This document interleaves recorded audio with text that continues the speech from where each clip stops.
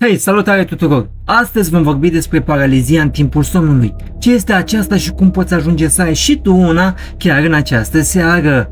Glumesc. Paralizia în timpul somnului este acel moment ciudat când în teorie corpul este adormit, iar mintea este trează. În general ajungi să te trezești în mijlocul nopții sau undeva pe la 3 dimineața, că atunci e și momentul când casa ta este de obicei bântuită de fantome, deschizi ochii și nu doar că nu te poți mișca sau vorbi, dar mai vezi și demonul de sub pat care acum ghiși ce, stă exact la ușă sau chiar pe tine și te sugrumă, se uită în ochii tăi speriați și îți șoptește la ureche.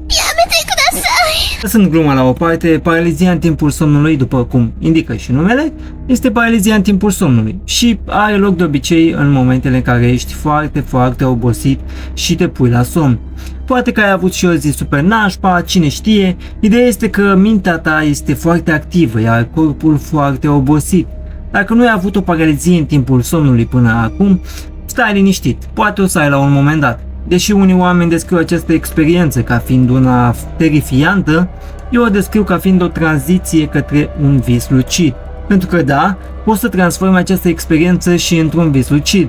Dacă ești destul de curajos să îți dai seama că tot ce se întâmplă nu e real și că este doar o iluzie, atunci ai rezolvat mare parte din probleme. Poți chiar să ai și o proiecție astrală, acum depinde doar de tine cât de antrenată și puternică este mintea ta.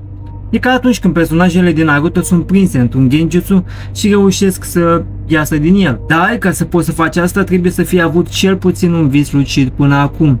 Să știi cum se simte, ce poți face, care sunt pașii pe care trebuie să-i urmezi, etc. Apropo, să știi că am și un clip despre vise lucide pe care îl poți vedea aici pe canalul meu, așa că dacă vrei să mai vezi și clipuri de genul, nu uita să-mi dai un follow. Bun, deci cum transform paralizia în timpul somnului într-un vis lucid? Pasul 1. Ai o paralizie în timpul somnului. Logic. Pasul 2. Te trezești și te asiguri că ai o paralizie în timpul somnului. Dacă nu te poți mișca și vezi chestii în cameră, atunci e foarte bine. Pasul 3. Te calmezi, devii conștient de faptul că nimic nu este real, că totul este doar un vis, o iluzie, genjutsu, Naruto, One Piece și așa mai departe.